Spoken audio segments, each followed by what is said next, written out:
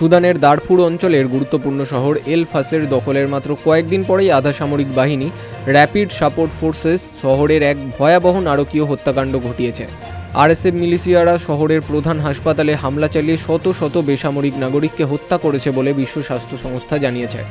জাতিসংঘের স্বাস্থ্য সংস্থার প্রধান টেড্রোস আধানম গেব্রেইসাস বলেছেন, হাসপাতালের 460 জন মানুষ নিহত হওয়ার খবরে সংস্থাটি আতঙ্কিত এবং গভীরভাবে মর্মাহত।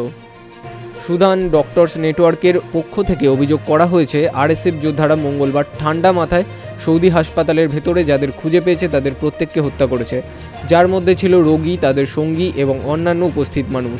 যদিও তারা হতাহতের কোনো নির্দিষ্ট সংখ্যা দেয়নি, তবে উল্লেখ করেছে যে শহরের চিকিৎসা কেন্দ্রগুলিকে মানব কসাইখানায় রূপান্তরিত করা হয়েছে।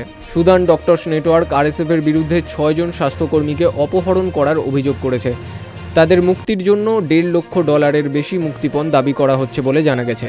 স্থানীয় অ্যাক্টিভিস্টদের সংগঠন এল ফাসের রেসিস্ট্যান্স কমিটিও মঙ্গলবার সৌদি হাসপাতালে হামলার খবর নিশ্চিত করেছে এবং জানিয়েছে এই ঘটনার পর সেখানে ভয়াবহ নীরবতা নেমে এসেছে। এল ফাসের ছিল দারফুর অঞ্চলের সুদানের সেনাবাহিনীর শেষ শক্ত ঘাঁটি। 18 মাস অবরোধ, অনাহার এবং ভারী গোলাবর্ষণের পর গত রবিবার আরএসএফ শহরটি দখল করে নেয়।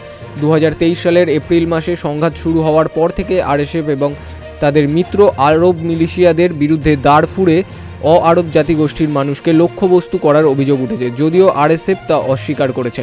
ডক্টর টেড্রোস আধানম গেব্রেইসাস জানিয়েছেন, সৌদি হাসপাতালের হামলার আগে যুদ্ধের শুরু থেকে স্বাস্থ্যসেবা স্থাপনার উপর 185টি হামলার ঘটনা যাচাই করেছে, যার ফলে 1204 জনের মৃত্যু হয়েছে। তিনি কঠোর ভাষায় বলেন, স্বাস্থ্যসেবার উপর সমস্ত হামলা অবিলম্বে এবং নিঃশর্তভাবে বন্ধ করতে হবে। আন্তর্জাতিক মানবিক আইনের অধীনে সব রোগী, স্বাস্থ্যকর্মী এবং স্বাস্থ্যসেবা প্রতিষ্ঠানকে রক্ষা করতে হবে। Bureau report, big news Bangla.